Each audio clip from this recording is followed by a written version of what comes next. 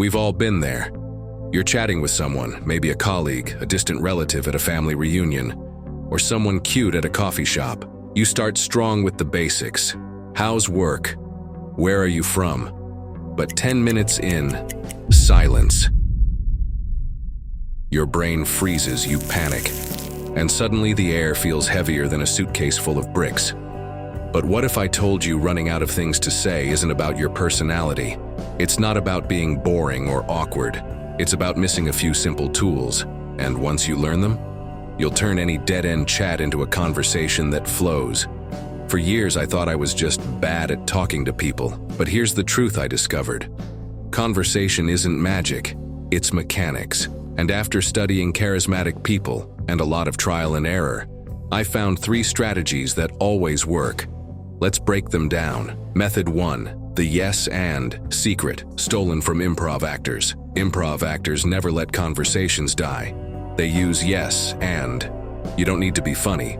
Just acknowledge their point, then add a thread they can pull. For example, them.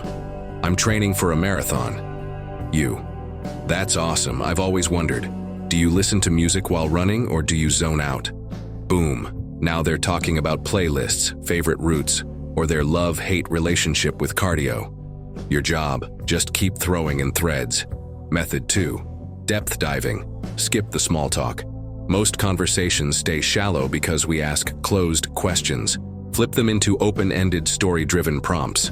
For example, them, I work in marketing. You, nice. What's a campaign you've seen recently that made you think, wow, I wish I'd thought of that? People love talking about their origin stories and opinions. Dig deeper, and they'll do 80% of the talking. Method 3, the echo effect. Become a conversation mirror. When in doubt, repeat their last few words as a question. It shows you're listening and forces them to elaborate. For example, them, I'm obsessed with baking sourdough. You, sourdough?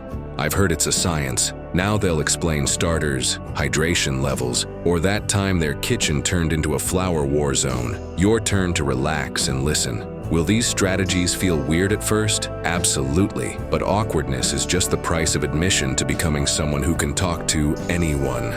And remember, silence isn't your enemy. If the chat lulls, smile and say, I'm just enjoying the people watching here. Anyone stand out to you? Now go, be curious, and never panic about what to say again. P.S. If all else fails, ask them about their pet. Everyone's got a pet story, or a pet rock. Peace out.